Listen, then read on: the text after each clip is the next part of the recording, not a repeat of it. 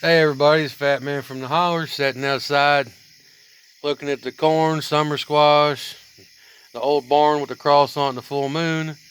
Sorry I've been away, everybody. I just been dealing with the hardships of having 25 chickens killed by raccoons, so they got the 50, 60 of them got shot. So I started landscaping the front yard. A birch tree just cracked for about 40 years. 2023 storm took it out, dropped it on my fence, dropped in the cedar tree. Been cutting on it, smashed my finger, splitting them all. July 18th, almost chopped my finger off, but it's kind of healing. And it's all cleaned up. Some of it's going to be burnt in the wood stove. A whole bunch of it is burnt on the maple stump where I was going to put a koi pond. Majority of the front yard's clean. I cleaned out I got an entryway into the goat corral because the elm tree where we built the gate, and at the bottom had a board where you couldn't even roll push more. You had to lift it up and push it up, and then the elm tree in the way grew about 12 foot tall, and the snow bent it over. Raccoons climbed. I said, okay.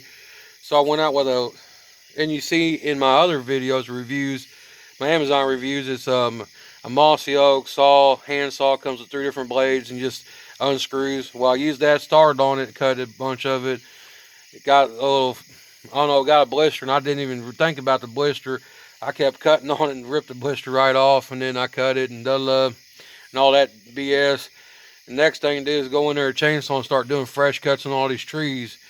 And then once the fresh cuts go in one little area and do a fresh cut, so when the tree doesn't fork or bush ball where it grows new stuff and tries to regrow, you cut it, and then you apply Tordon, Tordon, and you put a ring around it in the cambium of the tree. And what that does, it poisons the tree where it kills it. And the main things that's really being a nuisance is the Russian olive. Russian olive, elm, really bad. And then sassafras trying to grow back over by the barn, by a little barbecue shack. Maples trying to grow between the barn and the garage. And then the stupid water willows around the pond. And then the elm trees trying to grow by the power line. Just a lot of landscaping I need to do. A lot of it's going to be a lot of greenwood. Some of it, if I can get things going, continued going, besides feeling like I have COVID and whole body hurting and all this crap, another variant of COVID, where I'm feeling like I'm having chest pain, feeling about half dizzy, half nauseated and sick, and weak and fatigued, and in the heat trying to stay hydrated, battling out because I go sweat, feel real good, and then I feel real sick, and I just wasn't staying hydrated, so a couple of days I didn't do much. But I'm still here. Other issues like Amazon, buy stuff on there. They've been delivering almost all my mail to my neighbors because they have the pin mark wrong on my road map. It's just hardships aren't hardships. Hardships are lessons. 2024 was like a celestial, cosmic, divine intervention for me. So it's not whining, and I haven't been on here. I can make 1,000 excuses. I just haven't been on because sometimes I feel some of my content may not be content that's good enough for people to see, may not be thrilling enough or engaging enough. My music's based off real life stories and bad situations that I've actually lived or indirectly seen from outsider looking in. So that's where we're at. But I mean, I post all kinds of different stuff on YouTube, but YouTube's getting real communist acting, I should say. Communist acting like Facebook. Once a social media or entity or wannabe man, god, deity, schizo, freako, then they start applying ELUs, end user license agreement, where you have to agree or they'll shut your channel down, or you get this sanction and that sanction and blah, blah, blah, blah. I also thought, well, if YouTube wants to be completely ignorant, that's fine. I'll probably buy me a better laptop than the student laptop and create my own website. And then I will actually have disclaimers on all my videos about reloading and doing different things.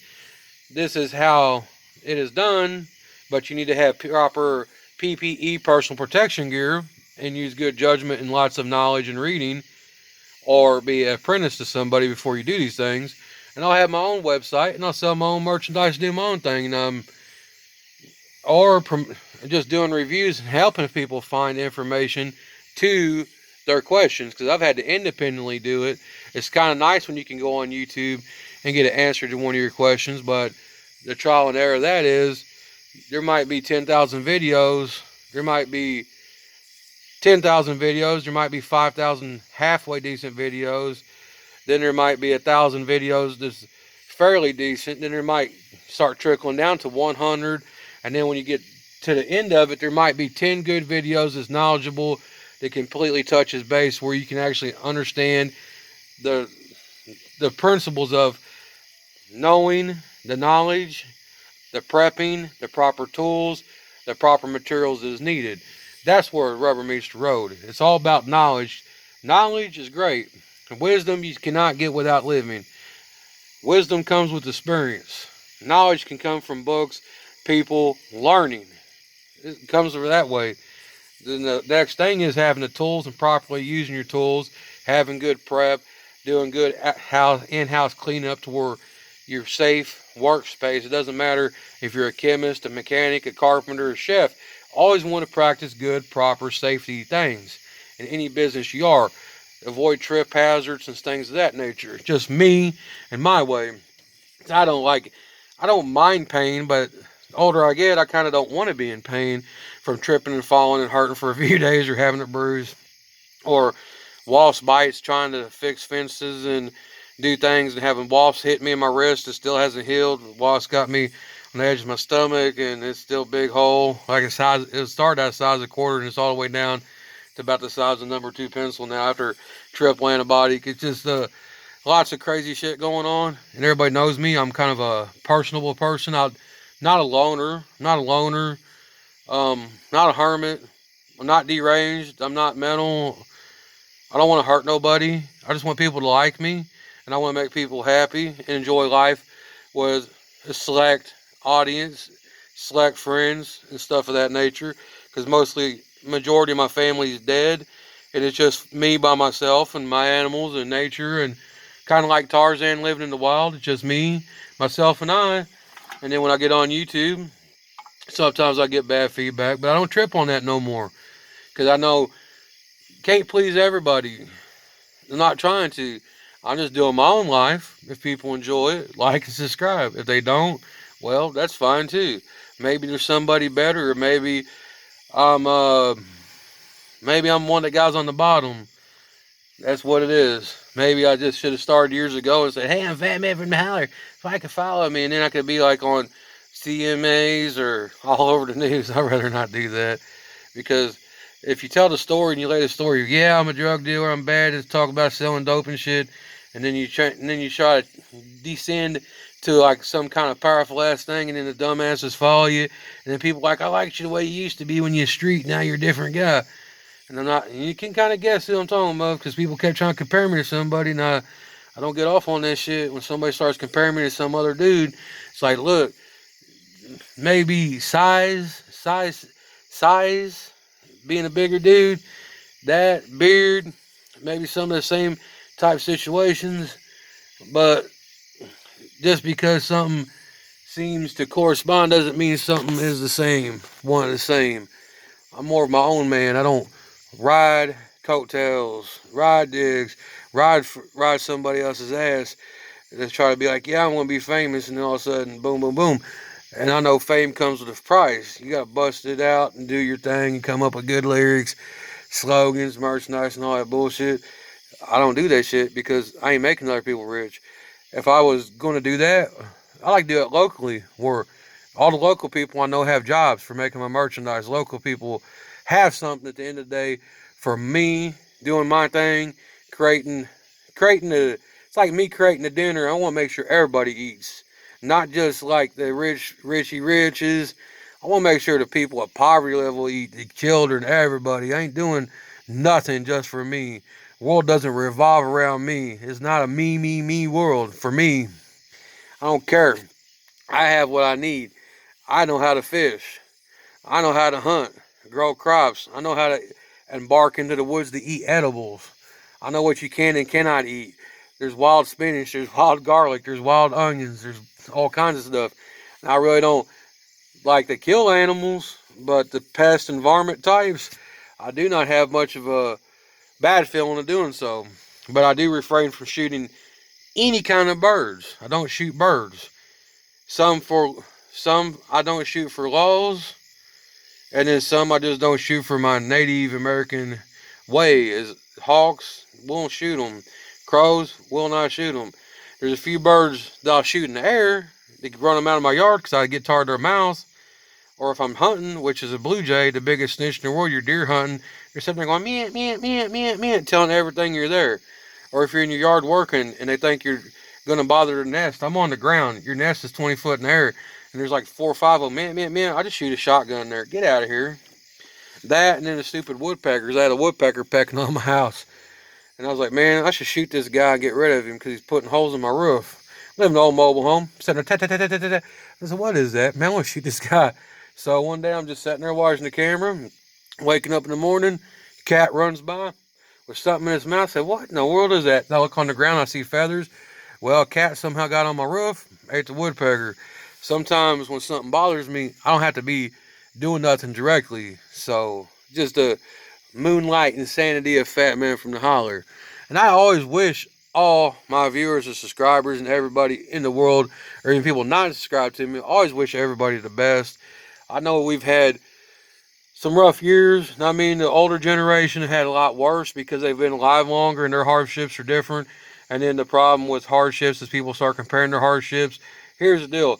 Don't compare your hardships. Everybody goes through hardships and they're bad. You can't compare hardships. Because guess what? Your hardship hurts your heart, hurts your mind, hurts your spirit, mentally, physically, sexually, religiously, spiritually. It hurts you all those ways. And then the next person has their hardship, it affects them a different way.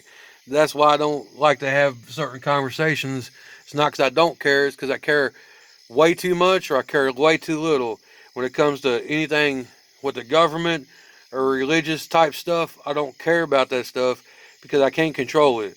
Religion was based to give mankind a flashlight so he can walk through the night and give him some guidance. It wasn't the type of guidance where some of those people molest children or extort people for money, or if their parents, grandparents die, give your house to the church and just let us sell it. None of that shit was part of it. It was the religion part was about things of this world to make things better. And like different religions, I have friends that are multiple and multi different classes of religion. That's fine. I always tell them, guess what? God is universal. God's not one religion. We're all praying to the same thing under different circumstances. We're all living under different circumstances. I might work at McDonald's. My neighbor might be a CEO. There's just things of that nature. And I know it sounds a little crazy, but everybody does their own thing and gets their own spot. Some people get in a great spot. Some people might be on the sidewalk holding a sign, trying to get money. And then they're like, oh, I ain't going to give him money. He's an alcoholic or drug addict. Well, maybe he's a guy like me that has no family and has nobody. And he's out there trying to get money together so he can get a sandwich at McDonald's and rent a room so he don't have to sleep on the streets where there's bugs and animals, or somebody might run him over, or just some gang member might try to get initiated by killing him. There's scenarios in this world that people forget about, and they wanna chastise each other and try to stomp each other's heads in to go up the steps. They want to use each other's heads as stepping stones. I don't want to do that to nobody. I don't want no one to ever feel that I'm targeting them. It's just I have my own hardships, my own spiritual quest, my own spiritual journey, my cosmic journey, and it doesn't involve religion. It just involves God and Jesus' teachings, some of Muhammad, some is Hindu. It's not a religion. It's multiple different pieces of me. I'm catalyst of the universe. And being catalyst of the universe is everything is nothing because nothing is everything. Just like my butterfly quote. And it's copyrighted, and I don't want it being stolen, and I don't want it being wrote everywhere. The butterfly effect quote, copyright of Fat Man from the Holler. Jamie Sapp is, pain is change and change is growth. Butterfly starts out as an insect, and it has to eat leaves and stuff to try to get to its change, and then it goes into cocoon where it changes, and it can still get ate by birds and stuff when it's hanging from a tree, or ants or anything. And then change, or pain is change, and change is growth. You go through your pain, Your juvenile stage and your change is what makes you who you are. And then the growth is when you become what you are. And that's what humans don't understand. We're all going through it. So evolution, our evolution isn't based about finances, sexuality, or stuff like that. It's more physical, spiritual, mental. And it's a lot for some people to take in. I know this video is kind of long at 15 odd minutes. But when I have my Moonlight insanity, it all comes together. But anyway, I'm going to wrap this up. And that is all.